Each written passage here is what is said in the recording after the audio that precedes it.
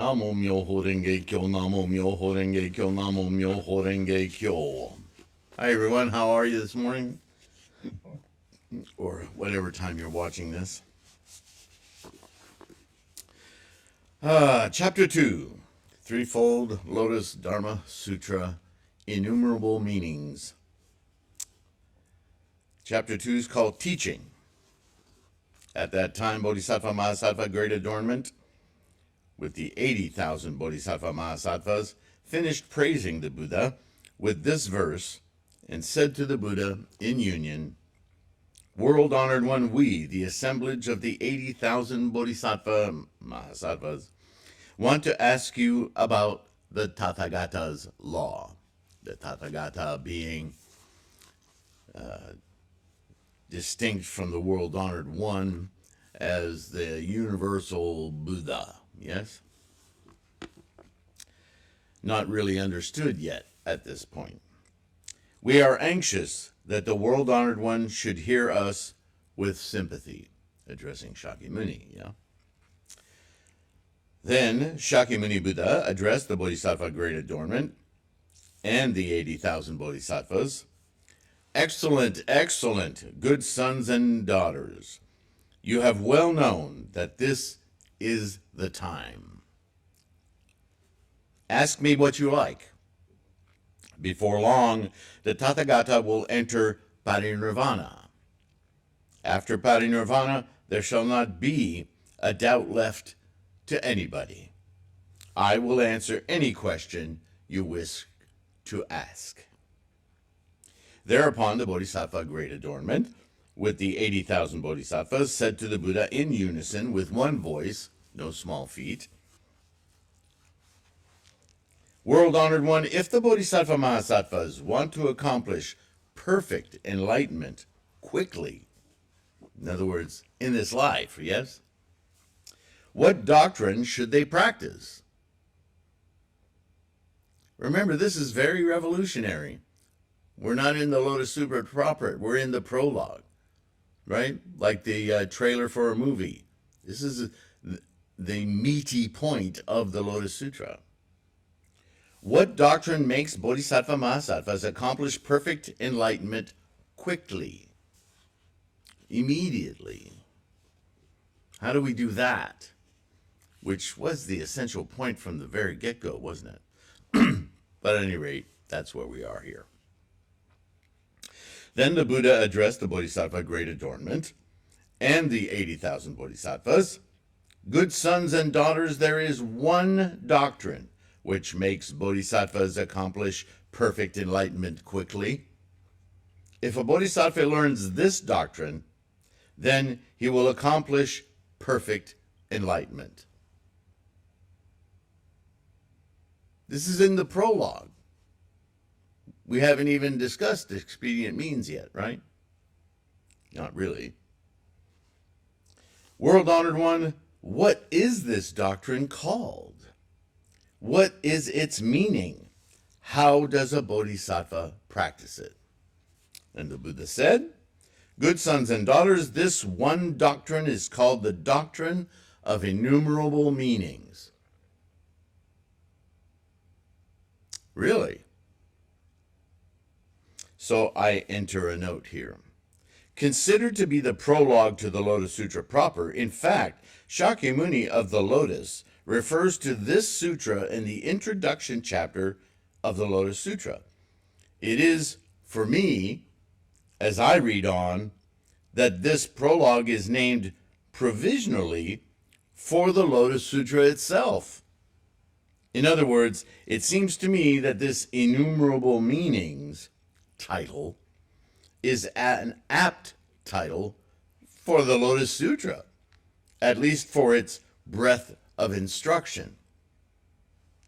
So, as a 3-chapter prologue to the Lotus Sutra proper, the Innumerable Meanings is simply the gist of the Lotus Sutra teachings by another name, save for the example renge of the lotus flower itself. It's the only thing distinguishing it so far. right? So it goes on. A bodhisattva, if he wants to learn and master the doctrine of innumerable meanings, should observe that all laws, or all existences and experiences, were originally, will be, and are in themselves empty in nature and form. Right? Quiescent energy, formation, form. The form is something that just results from a process, moment to moment to moment. That process is the process. It's not a form, not a thing in itself. And it comes from potential. Unparameterized, uncharacterized, no factors, right? Those are a result of the process. Karma. So the components of the karma are in themselves just moment to moment expressions. They're not, we perceive everything linearly and physically, but nothing simply exists in and of itself. It's an expression of a process, like my example of the sparklers. They're a lot of fun while they're sparkling, but as soon as the sparkles dissipate, then the fun is gone, right? The process ends. They are neither great nor small, neither appearing nor disappearing, neither fixed nor movable, and neither advancing nor retreating, and they are non-dualistic, just emptiness. When we experience something, experience is something we consciously manufacture as an experience, but that experience is ephemeral. It's in the mind.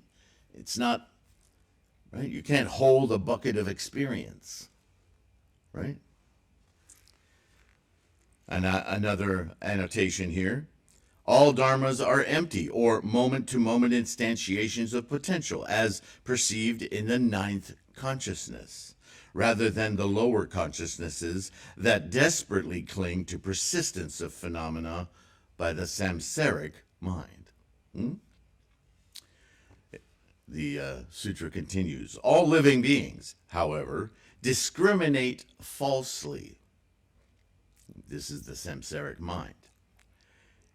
It is this, or it is that, and it is advantageous, or it is disadvantageous.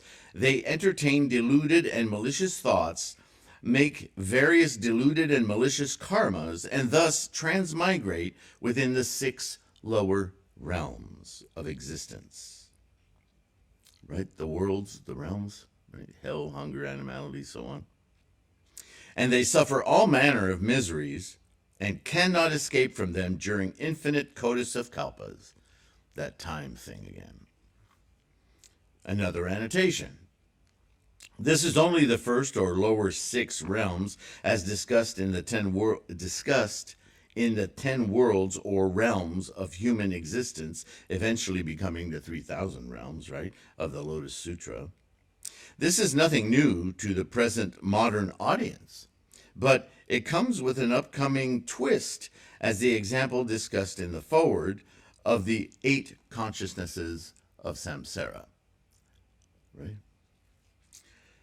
Continuing, Bodhisattva Mahasattvas, observing rightly like this, should raise the mind of compassion, display great mercy, desiring to relieve others of suffering, and once again penetrate deeply into all laws, all experiences of existence, yeah? In the foreword, you can see the identification description in the foreword of this book, yeah? According to the nature of the law, tendencies, and conditions, such a law emerges. According to the nature of a law, such a law settles. According to the nature of a law, such a law changes. According to the nature of a law, such a law vanishes. So the word law can be a bit of a tripwire here, but it simply translates in here as an expression of a condition or tendency that is moment to moment instantiate because of the nature of that karma, the process, right? certain process begets a certain form, begets a certain dissolution. So it arises, endures,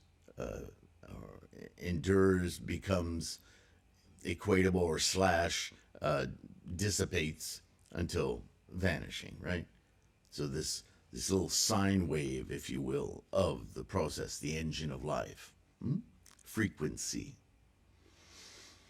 Some equate our chanting of Gangyo, Daimoku, the rhythm that we establish, as harmonizing with that frequency.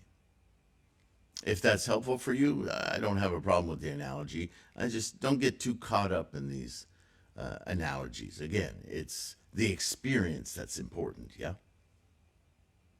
According to the nature of a law, such a deluded and malicious law emerges. According to the nature of a law, such a good law emerges. Settling, changing, and vanishing are also like this. Bodhisattvas, having thus completely observed and known these four aspects from beginning to end, should next observe that none of the laws settle down, even for a moment. They're constantly, it's momentum, right?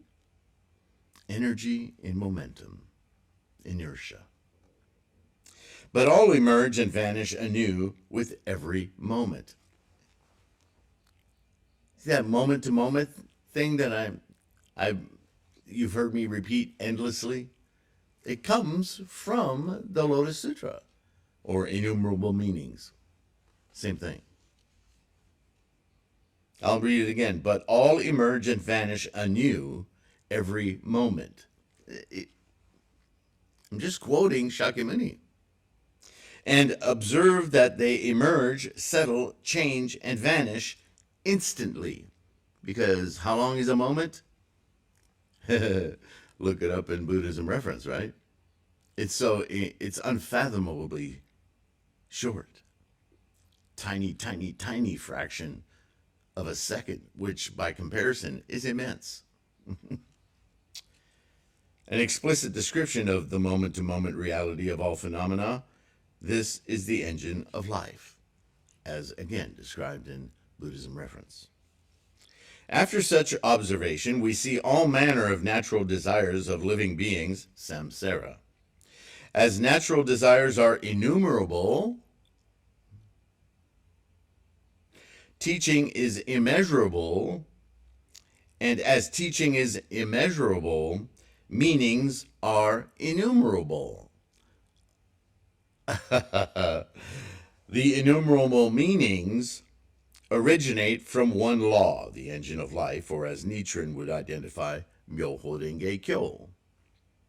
This one law is namely non-form. Not form, non-form, which implies something, yeah?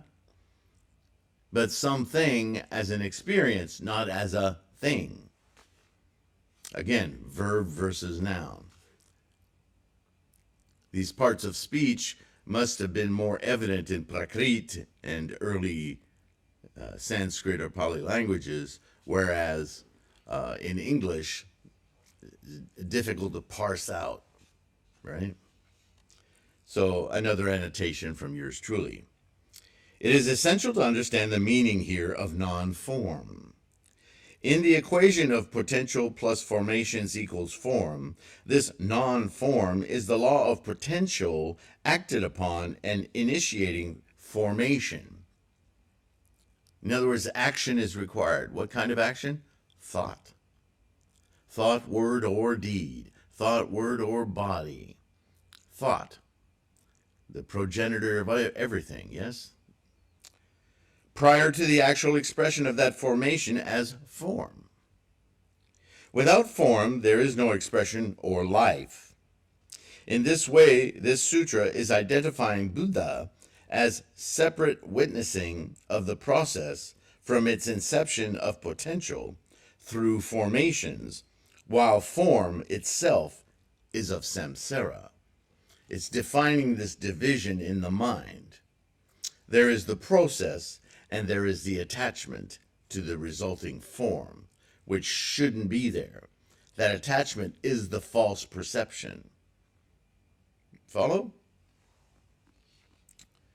But this is a mental delineation rather than a physical one.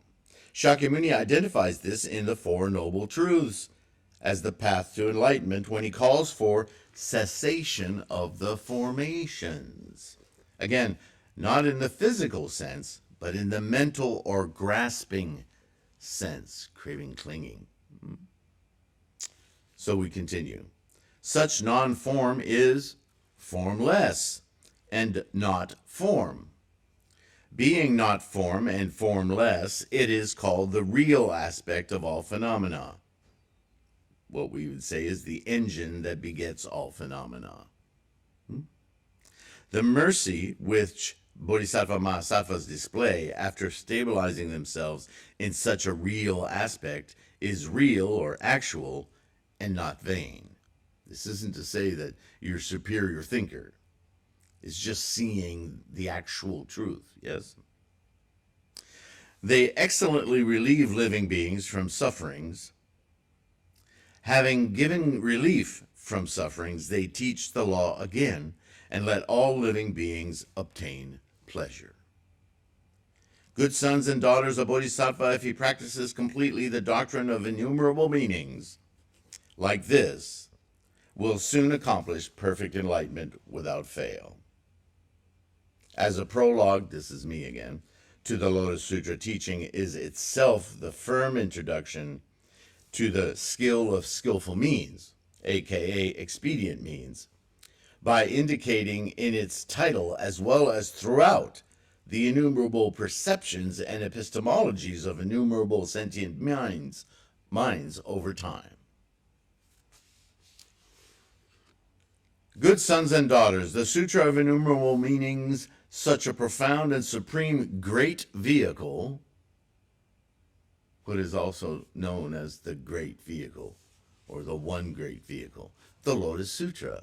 So once again, to me, the titles are almost interchangeable, save the fact that the Lotus Sutra additionally provides the Renge analogy, which is critical, right? The planting of the seed instantaneous with the blossoming of the lotus.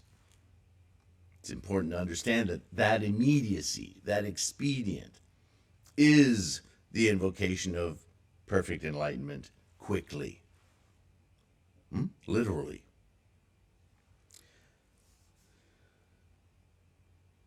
Is reasonable in its logic, unsurpassed in its worth, and protected by all the Buddhas of the three worlds. San Second, the three worlds or realms or spheres, which you can look up in Buddhism reference. Or just read on with my annotation.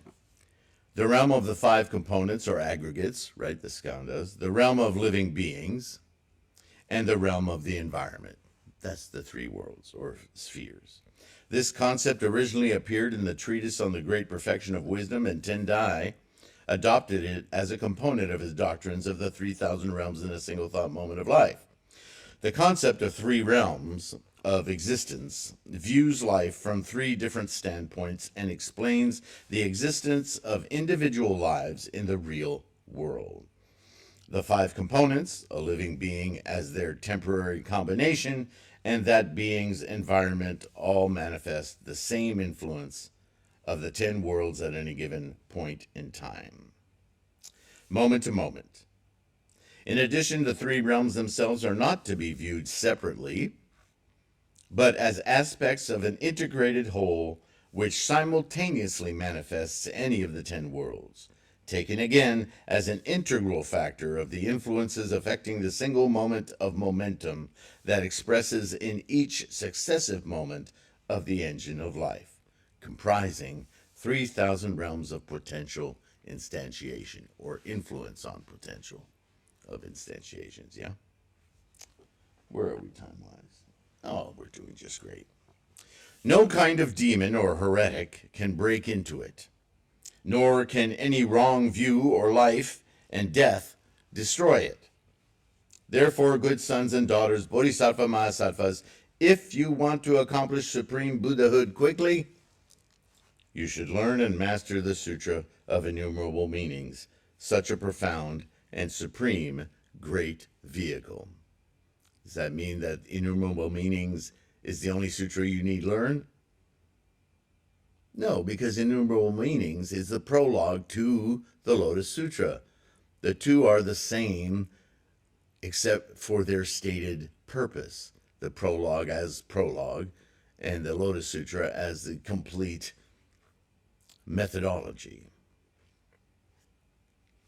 At that time, the Bodhisattva Great Adornment said to the Buddha again, World Honored One, the teaching of the World Honored One is incomprehensible. Oops. The natures of living beings are also incomprehensible, and the doctrine of emancipation is also incomprehensible. I mean, this is so vast and mind-blowing, we're having a hard time grasping it. Yeah, well, this is the prologue. The Lotus Sutra will answer all your doubts. It will be a more comprehensive, in-depth study of turning your minds from where they've been so far to the full potential that we all have. That's the purpose of the Lotus Sutra, yes? Though we have no doubt about the laws taught by the Buddha, we have total confidence in you, we repeatedly ask the World Honored One for fear that all living beings should be perplexed. If we're not completely unsure, how can we rely on others we teach to not have these nagging doubts, right?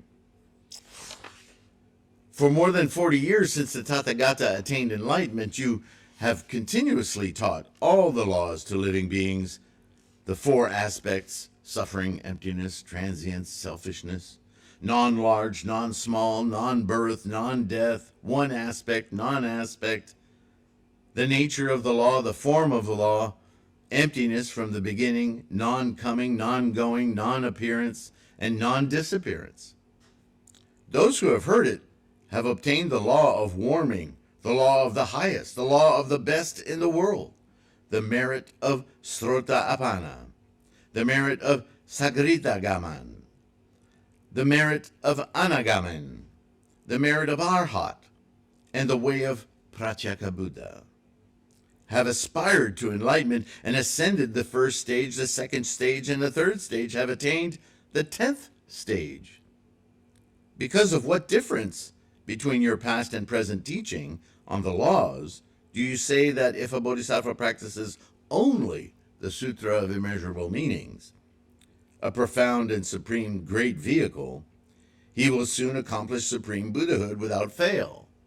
You see, this is where the 40 previous years actually become a stumbling block to this paradigm shift, because they've ingrained these teachings in the wrong way, thinking that their goal was this remainder-based nirvana, without seeing that that was a step along the way to Buddhahood, right? And then the parable of the apparitional city, or the conjured city, he will make that explicit. He'll talk about it beforehand, but that parable just gels this problematic. Anyway, moving on.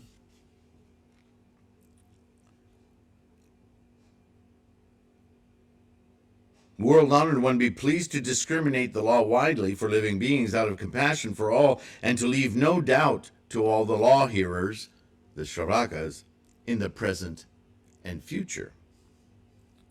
Annotation: this presages the parable of the 7th chapter of the Lotus Sutra, the Conjured City, to redress the long-standing prejudice of the early sectarian sects of Hinayana, or lesser vehicles, including Shravakas, Pratyeka Buddhas, and Arahants.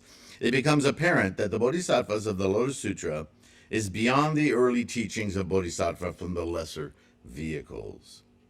This is the parable that Shakyamuni Buddha demonstrates that the nirvana, quote-unquote, he had taught the student monks at the time, due to their cultural mythologies, their grumbling about the efforts required in practice, that they could actually achieve nirvana in this life while not expecting full enlightenment or Buddhahood until some future lifetime, is the way they took it. This was, in fact, a false nirvana to assuage the students' weariness, and now must be discarded in order to attain what was the initial goal of Buddhist practice of enlightenment in this life, in this very lifetime or form.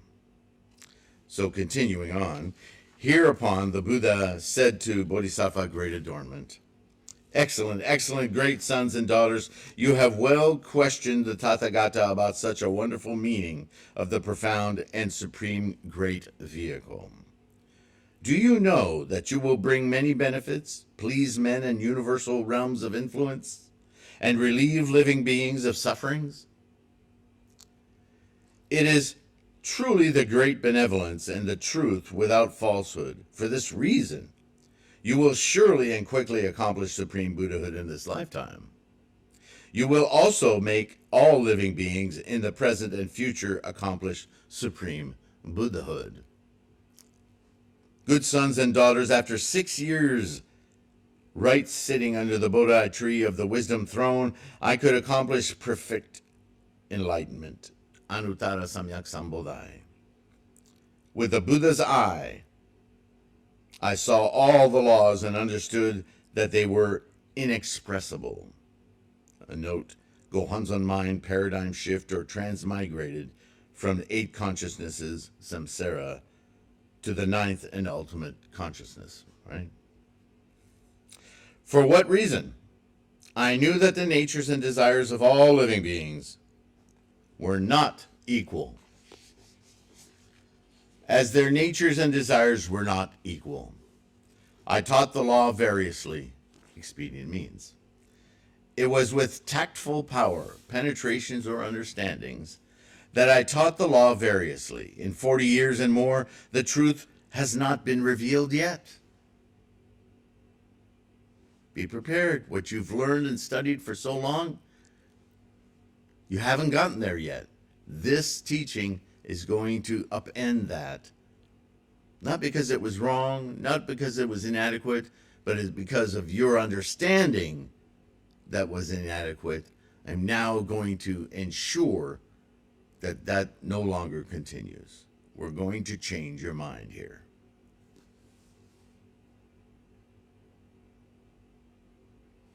In 40 years and more, the truth has not yet been revealed. Therefore, living beings' powers of attainment are too different to accomplish supreme Buddhahood quickly. And this is, as I say all the time, it's an individual practice. There's no way you could have a universal text one time and have everyone get it. This has to be shared, could be universal in the sharing, but the nurturing has to come from one's personal insights because of our various karmas, yes? As we will read in the 7th chapter of the Lotus, in the parable of the apparitional or conjured city, those 40 years of teachings held an interim but false goal of nirvana for students to yet aspire, after a time of respite, to the true and more distant goal of a full and complete attainment of Buddhahood in this very lifetime and form. Continuing with the sutra, good sons and daughters, the law is like water and washes off dirt. As a well, a pond, a stream, a river, a valley stream, a ditch, or a great sea, each alike effectively washes off all kinds of dirt. So the law water effectively washes off the dirt of all delusions of living beings. Right? Another annotation. Transmigrating in physical life from samsaric attachments while still coursing through the realms of form, but now liberated to the engagement of life in its momentum and non-static experience in synchronicity with the sentient mind's awakening of the 9th consciousness of the ultimate truth. And Georgina, you just sent me an email saying the same thing in different words, yeah? That we're not separate things in the universe. We're interacting with everything in the cosmos all the time. It's hard to grasp, but it is the truth. Good sons and daughters, the nature of water is one, but a stream, a river, a well, a pond, a valley, stream, a ditch, and even the great sea are different from one another. The nature of the law is like this. There is equality and no differentiation in washing off the dirt of delusions, but the three laws, the four merits, and the two ways are not one and the same. Right? The three laws are the Four Noble Truths, the 12 causes, and the 6 paramitas. Right? The three lesser teachings. But they're all washing off dirt. They're all doing the same work. Right? This is something I point out all the time. There's a consistency to Shakyamuni's teachings from day one. What changes is the capacity of the audience, and therefore the expedient means used to reach those capacities.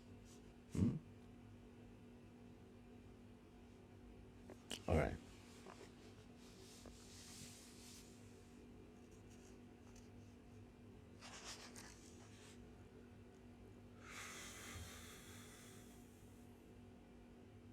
Though each washes equally as water, a well is not a pond is not a stream or a river, nor is a valley a stream, or a ditch a sea. This is a perfect example of the samsaric problem of identification, right? As discussed in the foreword. As the Tathagata, the world's hero, is free in the law, all the laws taught by him are also like this. Though teaching at the beginning, in the middle, and at the end, all alike effectively wash off the delusions of living beings. The beginning is not the middle, and the middle is not the end. Teaching at the beginning, in the middle, and at the end are the same in expression, but different from one another in meaning. Once again, stating what I've repeated just a few moments ago, that it is not the fault of Shakyamuni that the teachings seem different from one era to another, one period of teachings to the 5 periods, right? Or the 3 Dharma ages, is because of the audience that they seem different. But now all of that difference is going to be resolved in the Lotus Sutra with one vehicle, one method for all. A reference here to the 3 ages of teachings of former, middle, and latter ages, also known as the right Dharma, semblance, or counterfeit Dharma, and the degeneration Dharma. Specific to this and other statements throughout this sutra and up to the 9th chapter of the Lotus, this counterfeit Dharma teaching is specific to the 3 vehicles of Shravaka, Pratyeka Buddha, and Lotus Bodhisattva that had held the maximal attainment in this life as the path of the Arhat or Arhat. This is the false nirvana, or the counterfeit, mentioned earlier and elaborated as an expedient device in the conjured city parable. I really want you to get that point. Good sons and daughters, when I rolled the law wheel of the 4 Noble Truths for the 5 men, Anjanata, Gaundinya, and the others, at the deer park in Varanasi, after leaving the king of trees, I taught that the laws are naturally vacant, ceaselessly transformed, right? Moment to moment to moment to moment. And instantly born and destroyed. How long is a moment? Cycle, birth to death, birth to death, birth to death, birth to death. Moment, moment, moment. When I discoursed explaining the 12 causes and the 6 paramitas for all the bhikshus, bhikshunis, and bodhisattvas in various places during the middle, the counterfeit or semblance period, I taught also that all laws are naturally vacant, ceaselessly transformed, and instantly born and destroyed. Now, in explaining the Sutra of Innumerable Meanings, a great vehicle, at this time I teach also that all laws are naturally vacant, ceaselessly transformed, and instantly born and destroyed. But hopefully with a different depth of understanding, yes? Good sons and daughters, therefore, the teaching at the beginning, in the middle, and at the end are the same in expression, but different from one another in their meaning. As the meaning varies, the understanding of living beings varies. You could say that backwards. As you develop capacity to understand, so too does the meaning deepen, right? As the meaning varies, the understanding of living beings varies. As the understanding varies, the attainment of the law, the merit, and the way also varies. This is a critical point that Nichiren stands on in latter day or age, as the capacity of the people in those ages has rendered the earlier scholarship impotent to contend with the profound delusions and resistance of the populace to the possibility of enlightenment and the ardor of practice. In the final age or latter day, Japanese Mappo, only the simple and straightforward method of awakening the Buddha experience within the mind of living beings could possibly succeed in these defiled and enormously deluded times. Our monkeys are super loud and incalculable. Good sons and daughters, at the beginning, though I taught the four truths for those who sought to be Shravakas, 8 kotis of heavenly beings came down to hear the law and raise the desire for enlightenment. In the middle, though I taught in various places the profound 12 causes for those who sought to be Pratyeka Buddhas, innumerable living beings raised the aspiration for enlightenment or remained in the stage of Sravaka. Next, though, I explained the long-term practice of bodhisattvas through teaching the 12 types of sutras of great extent, the Mahaprajna, aka perfection of wisdom, and the emptiness of the garland sea, 100,000 bhikshus, myriad kotis of men in universal realms of influence, and innumerable living beings could remain in the merits of Throtarapana, Sakridagamin, Anagamin, and Arhat, or in the law appropriate to the Pratyeka Buddha. Good sons and daughters, for this reason it is known that the teaching is the same, but the meaning varies. As the meaning varies, the understanding of living beings varies. As the understanding varies, the attainment of the law, the merit, and the way also varies. So, good sons and daughters, since I attained the way and stood to teach the law for the first time, till I spoke the Sutra of Innumerable Meanings, the great vehicle today, I have never ceased from teaching suffering, emptiness, transience, selflessness, non-truth, non-reality, non-large, non-small, non-birth in origin, and also non-death at present, one aspect, non-aspect, and the form of the law, the nature of the law, non-coming, non-going, and the 4 aspects by which all the living are driven. Good sons and daughters, for this reason, all the Buddhas without a double tongue answer widely all voices within one word. Though having one body, reveal bodies innumerable and numberless as the sands of the Ganges, of 100,000 myriad kotis of Nayutas. In each body display various forms, countless as the sands of some 100,000 myriad kotis Nayutas Asamkaya Ganges. And in each form show shapes countless as the sands of some 100,000 myriad kotis Nayutas Asamkaya Ganges. That's each one of us. 3,000 realms in a single thought moment. Demonstrate we are not linear.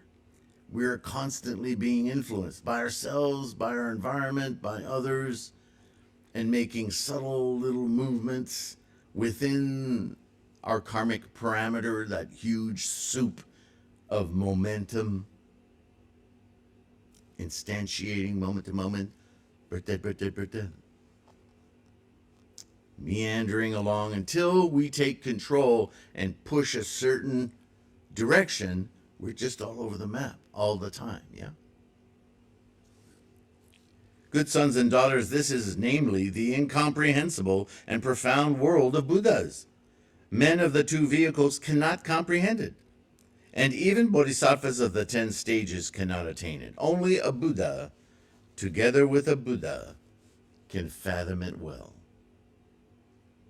Good sons and daughters, thereupon I say, the Sutra of Innumerable Meanings, the wonderful, profound, and supreme great vehicle, is reasonable in its logic, unsurpassed in its worth, and protected by all the Buddhas of the three spheres, three worlds.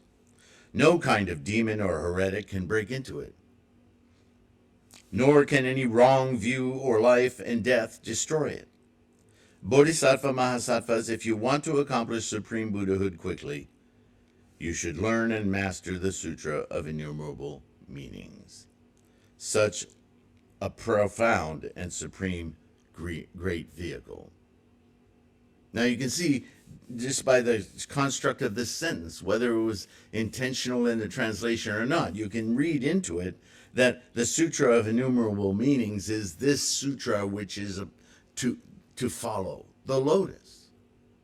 This Sutra of Innumerable Meanings is the Sutra of the wonderful Lotus Dharma teaching.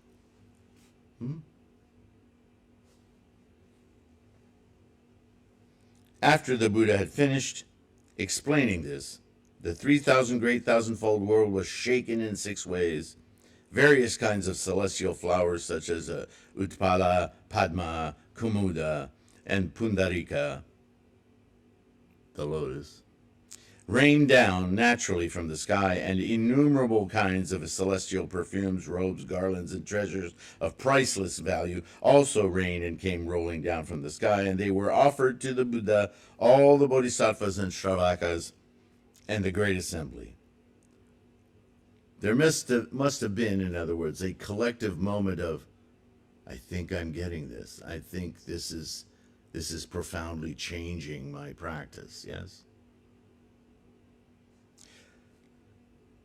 The celestial bins and bowls were filled with all sorts of celestial delicacies. Celestial banners, flags, canopies, and playthings were placed everywhere, and celestial music was played in praise of the Buddha. Was that Shakyamuni? In praise of the Buddha. Everyone's Buddha. Nature, Buddha-ness, right? All right. That's it for today. We'll continue with chapter 2. I'm really, every time I read this Innumerable Meanings prologue sutra, I'm stunned at how few, you know what, we could finish this one today. There's not that much more to it. Do you mind? We'll go a little bit long, so just so we can finish it. It's only a page. Also the Buddha worlds, as many as the sands of the Ganges in the directions of the east and west, were shaken in the 6 ways, celestial flowers, perfumes, robes, blah, blah, blah, blah, blah, and celestial music played in praise of those Buddhas. You see what I mean? That's not Shakyamuni. That's all of us. All sentient minds, all sentient living beings. Those bodhisattvas, the Shravakas, and the Great Assembly. So too was it in the southern, western, northern quarters, in the 4 immediate directions, and in the zenith and nadir, above and below. At this time, 32,000 bodhisattva mahasattvas in the assembly attained to the completion of Innumerable Meanings. 34,000 bodhisattva mahasattvas obtained the numberless and infinite realms of Dharani, right, expedient words and phrases. So they became real good promulgators of this teaching. Dharani are key words or phrases that are used as expedient devices to capture much longer texts or teachings within a short or abbreviated form. Myoho Renge Kyo is a Dharani. And came to roll the never retrogressing law wheel of Buddhas all over the 3 worlds. All the bhikshus, bhikshunis, upasakas, upasikas, universal realms of influence, dragons, yakshas, gandharvas, ashuras, garudas, kimnaras, mahoragas, great wheel-rolling kings, small wheel-rolling kings, kings of the silver wheel, iron wheel, and other wheels, kings and princes, ministers and people, men and women, the great rich persons, and all the groups of 100,000 followers, hearing together the Buddha Tathagata teaching this sutra, obtain the law of warming, the law of the highest, the law of the best in the world, the merit of Sotapanna, the merit of Sakridagamin. A term used by Buddha Shakyamuni when he described 4 levels of or degrees of attainment. Sakridagamin is the 2nd degree. The merit of the Anagamin, the merit of the Arhat, the merit of the Pratyeka Buddha, attained to the Bodhisattva's assurance of the law of no birth, or the transcendence of the cycle of birth and death, sorry. Right? Birth, death. Acquired 1 dharani, 2 dharanis, 3 dharanis, 4 dharanis, 5, 6, 7, 8, 9, 10 dharanis, 100,000 myriad kotis of dharanis, and asamkhya dharanis, as innumerable as the sands of the Ganges. Very well versed, yes? And all came to roll the never retrogressing law wheel rightly. Infinite living beings gained the aspiration to perfect enlightenment. And to close the chapter, my annotation is, as this sutra is a prologue to the enumerations and instructions of the Lotus Sutra, it contains several elements to be discussed in the Lotus Sutra proper. This format is quite reminiscent of contemporary movie trailers that show many key moments of the feature film and sometimes border on giving away the entire story, right? Do you ever feel at the end of a movie trailer that you no longer feel like you need to see the movie because it was all compressed into the trailer? Why go see the movie? We just saw everything. Well, this prologue, this Innumerable Meanings, quote unquote, prologue to the Lotus Sutra is somewhat like that. Of course, it is for us because we're quite educated and exposed to Nichiren's, for one thing, extensive doctrine on how to read the Lotus Sutra. But you can imagine at the time, this was earth-shattering, right? The earth quaked in 6 directions, yeah? All right, next chapter, chapter 3, the final chapter of the Innumerable Meanings, is called the 10 Merits, and this is where we will begin in the next talk. Thank you so much for listening. Thank you for your practice. It's so exciting. I never tire of reading these. I don't know how many Lotus Sutras I've read now. This is my stab at it to try to make it as clear as possible without confusing rhetoric and staying true to the scholarship, the academics of it, yeah. And I hope my annotations help to tie this in with our Nichiren doctrine of the practice, because I haven't seen that done before, and I think it helps in understanding what it is we're reading when we can read the two kind of together, right? So once again, those of you who like and subscribe, it's the simplest Bodhisattva act you can do to help propagate this resource of teachings.